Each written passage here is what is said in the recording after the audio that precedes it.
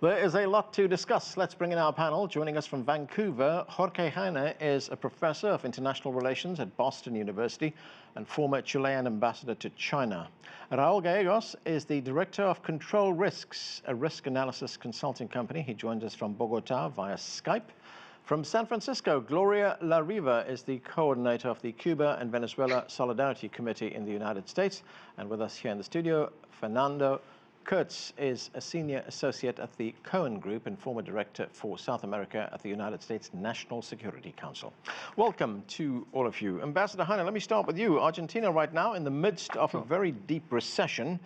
It's decided to make a shift to the left. Was this the outcome you expected? Well, it was very much expected. And I would call this, moreover, and I think this is the demise of the blue tide in Latin America. A couple of years ago, we were told that the so-called pink tide that took over in the region roughly from 98 till 2015 or so was coming to an end, and that it was being replaced by a blue tide that is of conservative governments that were elected in Argentina, later in Brazil, as well as in Chile. But it seems to me what we're seeing now that call is coming to an end. The economic difficulties that many countries are facing across the region are making up for a very different situation from the one that was expected. Gloria, do you agree that this is the demise of the blue tide in Latin America? Yes, I do, but I also believe that it's indicative of the failure of U.S. attempt to intervene in Latin America to impose and defend and maintain right-wing governments that do the bidding of the banks and the corporations on behalf of big capital. So the results of these protests from Ecuador to Chile and the electoral victory of the Fernandez in Argentina is proof of that. However, it will have to go more beyond just an electoral turn from the right to the left. It will have to deepen the understanding of the people and those governments that may arise to strengthen the people's power. Gloria, looking specifically at Argentina, this election also marks the return of Cristina Fernandez de Kirchner to national politics. She comes back as vice president. She's been a bit of a polarizing figure in the past, but how significant is the fact that she is back, and how big a role do you think she will be playing in Argentina's future? I think it's important that being the vice presidential candidate that her team won, because it was a rejection, I think, by the people of these charges of corruption. There was years of demonization of her and false charges. And, you know, whether there are problems in a government of corruption, maybe by others, who knows, they hide the fact that the opposition or those in power up till now were guilty of far greater corruption, and more than corruption, practices that were handing the government over, or the country, the economy, over to the banks and the corporations from abroad. And that's what's causing so much of the hardship. Okay, Raul Gallegos, let's look at what the new government will be facing as they come into power. Under the outgoing president, Mauricio Macri, poverty levels in Argentina rose from 29% to 35%. There's also, of course, that outstanding loan to the IMF, $57 billion. The austerity measures clearly did not work. So what went wrong? No, I think several factors went wrong. I think that obviously, to start, it was probably not the best thing to promote the idea that somehow dealing with inflation and dealing with the loss of, purchasing power, the majority of the population, would be an easy thing to do. And I think that is one of the things, certainly, that a good chunk of the population is essentially fed up about. The fact that the changes and the improvement in the economy just were not seen effectively. And so what we are seeing is now a government that is coming back to power with a number of problems that remain, which is high levels of indebtedness by the country, high levels of inflation, which also were a factor in the past. So it will be challenging, and it will not be easy. This is, after all, an election where, the difference wasn't as wide as many people expected. So it's a divided country in many ways. It will not be easy, certainly, as you point out. Fernando, those problems that Raul just outlined there, they're formidable problems for the country. So the Peronists are back in power. They seen very much as a pro-worker party. What would be the priorities for the new government? Well, I think first and foremost, what you have to do is focus on the people. You have to focus on the economy. You have to focus on improving the lives of the everyday person in Argentina. I think what President Macri did an excellent job of was foreign policy, of regaining Argentina's status in the world, both with the IMF economically, but also in a broader sense with many countries around the world, and kind of regaining that stature, that diplomacy, that angle. Having said that, as he found out, the bottom line still matters. And when it comes to politics, it's the economy. We've known that for across countries and across generations. And so what the new government needs to do is everything else they want to do is fine and dandy. But if they want to win at the midterms in 2 years, and if they want to win re-election in 4 years, they're going to have to make their people's lives better than they are right now. And that means focusing on fundamental economic policies that improve the people's lives. And those policies would be what? Well, that's the tough question right now, and that's, I think, a reason why Fernandez hasn't come out and issued a whole set of policies. Because, to be honest, not a whole lot of folks know what the right policies are in Argentina.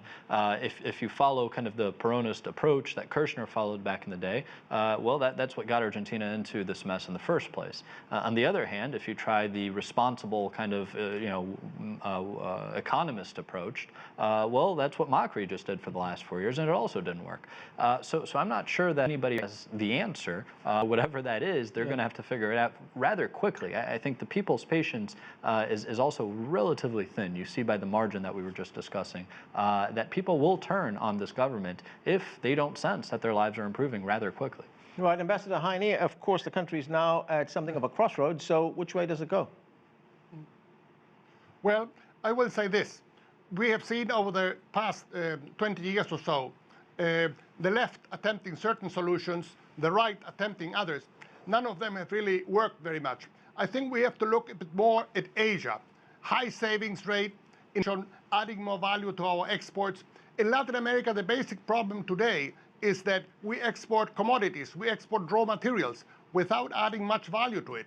And that is what has gotten us in the situation that we are in. That is very much across the board. You looked at what happened in Ecuador, you look at the situation in Central America, it's pretty much a dire picture. And so we have to look for fresh solutions, and we have to look for new things. And it seems to me in that regard, getting ourselves into the international value chains, adding more value to what we export, dealing more and having more business and more trade and investment with Asia. That is the way to go. Raul, if I could, yeah, go ahead. Yes, thank you so much. To those points, I think it's important to add the fact that this is a climate of relatively low commodity prices, and Latin America, including Argentina, this is a region that is based on commodity exports, as you just pointed out, and this is something that regardless of who runs things in Argentina, and that's important to point out, you're not really going to be able to do much, especially on social spending and protecting the very poor, if you don't have the money. And that is a difficulty that this government will be facing immediately. Now, as far as policies like those adopted by other countries around the world, by resource-rich countries, which involves saving some of the money for the future when commodity prices come down, that sadly has been something that most countries in this region have consistently rejected, or the political classes have consistently rejected as something they consider as neoliberal, if you will, and that is a problem. Okay, Gloria, you want to say something? Go ahead. Yes, I'd like to offer another viewpoint.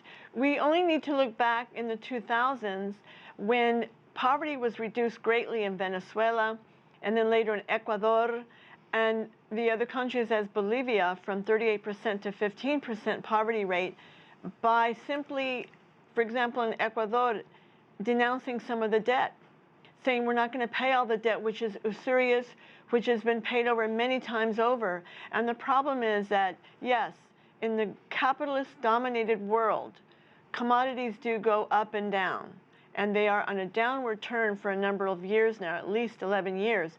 But the countries that can survive those down are those that have of intervention, as Cuba, Venezuela, Ecuador, Bolivia, Nicaragua, and some of the Caribbean nations were involved in, with the cooperation also of Argentina and Brazil before the right-wing governments. And that's where poverty was reduced. That's where buying power increased, because all those countries are rich in resources, every one of them. The problem is that they have been indebted by the banks for decades. And the economic integration that Cuba and Venezuela in the ALBA alliance proposed, and which is being attacked so severely by the United States, is the answer, I believe. And until then, they will always be subject to the international market, to US dictates, British dictates, and elsewhere. And so I think people are seeing through this. I think they're seeing through this with the election of Fernandez, the two Fernandez once again, and the re-election of Evo Morales, despite the problems. Fernando, great points there from Gloria. Looking more broadly at Latin America, does this victory in Argentina tell us, as Ambassador Heine pointed out, that the blue tide is coming to an end? We got the victory of Evo Morales claiming a fourth term in Bolivia. There's also been protests in Ecuador, and we see these massive protests in Chile right now. What's going on? Sure. I think, first of all, on the Morales front, I think it's not necessarily a settled issue just yet. I think he's claiming victory, but the OAS and most of the international community has not yet recognized that due to irregularity. So I think that's something that's still a work in progress. Having said that, yes, clearly I think there is a trend here in Latin America that we went from a kind of a leftist era to a rightist era, and now there's another kind of course correction happening. But what remains to be seen, I think, is whether this will be a new leftist era or if this will be an era of moderation.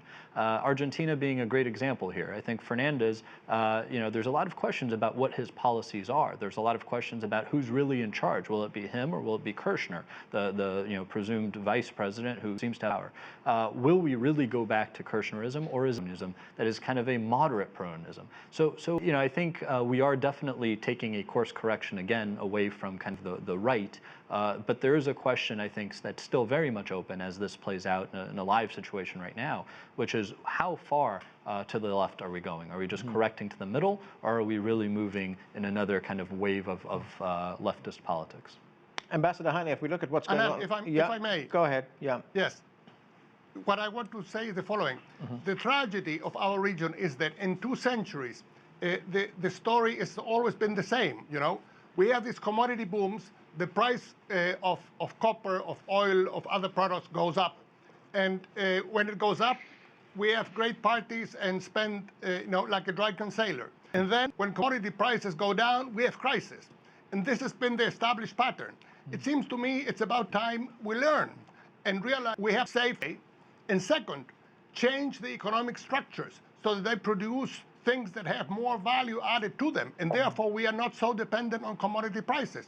200 years of history should be more than enough, I think. Yeah, can I ask you something there, Ambassador? Why have Latin American countries not diversified then? Sorry? Why have Latin American countries not diversified? If they're too dependent on primary commodities, surely the solution would be to diversify the economy. Yeah, absolutely. You see what has happened, particularly over the past, 30 years or so, is that the very notion of development has been abandoned. Basically, we have been sold the bill of goods, in which we are told that as long as we keep inflation down, as long as we keep macroeconomic equilibria in place, everything will be fine and dandy, and somehow progress will come. Well, that is not necessarily the case. It's important, obviously, to keep inflation down, but it's not enough. We need something called development, which was very big 50 years ago, but then it was sort of banned from the vocabulary of economists and governments. And it seems to me we have to focus on that. Things like industrial policy, actually targeting certain sectors, will be able to do better. If we don't do that, we'll be in serious trouble. We now have an enormous opportunities with lithium. It's happened so that Argentina, Bolivia, and Chile have an enormous amount of lithium deposits that are the basis on which you will be able to make batteries for electric cars. We can work together on developing it and not just export lithium in its raw form. Gloria, let's move to Chile. President Sebastián Piñera, he's been trying to regain control of the country. We saw those massive protests on the streets of Santiago, up to 1 million people, which is a massive number of people in a country with 17 million people. Well, the president did speak about this over the weekend, and this is what he had to say. Let's watch this. Ask ministers to resign in order to form a new government and to be able to respond to these new demands and to chart new tasks. What do you make of that, Gloria? I mean, is that going to be it? Ask the cabinet to resign, appoint a new government? Is that going to be enough? I think there's a great danger of the military coming back and imposing a dictatorship. Piñera has tried to quell and has severely repressed the people in the streets for their justified demonstration against privatization of water, electricity, the education. But now there's an even more right-wing flank that is threatening and trying to pressure him to even impose more repression on the people. And if they feel they cannot control it, there's a danger of a military dictatorship again. This is a repeat of what took place in 1973, and we've seen this so-called Milton Friedman miracle. It's been a disaster. There's been development on one end, but increased poverty. And this is the problem for all Latin America. I wish to say that, again, every country in Latin America has enormous resources. Yep. But what's needed is integration and cooperation. Bolivia has lithium, but it doesn't have an access to the ocean, and it needs that. Venezuela has oil. Cuba has medical doctors. And here again you see the U.S. intervening every way that they can, whether through parliamentary coup, through outright destabilizing in politics or the economy, or what they're trying to do by overthrowing the president, Nicolas Maduro of Venezuela. And we can't forget Cuba. Yep. That Cuba has such a stable country, very stable for these 60 years, and the U.S. is every day, every week, every month applying new sanctions, new blockade measures. And this is, I live in the United States. Yeah, I'll get to you, Ambassador. Go ahead, Ambassador. Sure. Now, I will say this, there is no danger of a military takeover in Chile. The military have already been withdrawn from the streets. And on the question of poverty, Chile has reduced poverty from 39% in 1990 to around 8% now. So it's probably make the most progress in that. So let us keep things straight. What the issues, the demonstrations that we had in Chile were because of the high cost of living and because of severe issues in the economic model that we have had. But the fact is that Chile has made tremendous progress and is today probably with Uruguay, the most developed country in Latin America. Yeah. And they say that about the United States, and we know the poverty that exists here. Half the population, basically. Okay. Raul Gallegos, looking at Bolivia, Evo Morales is threatening, Fernando just told us a moment ago that there are questions over the outcome of the election, and Morales is now threatening to rally his base of supporters, he says, to besiege cities that have staged strikes against his victory. What do you expect in Bolivia? What could happen there?